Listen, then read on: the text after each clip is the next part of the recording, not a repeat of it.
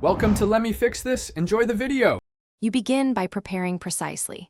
Gather the connector that matches your LED strip and a multimeter to confirm voltage. Measure and cut only on the printed cut line, then remove just enough silicone to reveal about 3-5 mm of copper pads. Once done, clean the pads with isopropyl so you have a clean surface.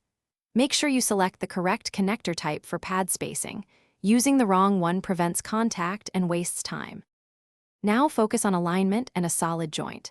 Check that the plus and ground pads line up with the connector's metal contacts. Polarity matters. Insert the strip fully so the pads sit directly beneath the contacts, then close the latch or carefully crimp. You should feel a firm bite.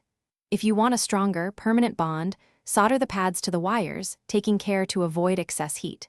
Finally, seal the connection with silicone or heat shrink to protect against moisture and strain. Complete the job by restoring power and testing at low voltage so you can spot issues without damage. You should see even light across the joint.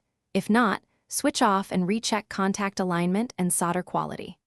Once satisfied, mount the strip and add cable strain relief to avoid future stress at the connector.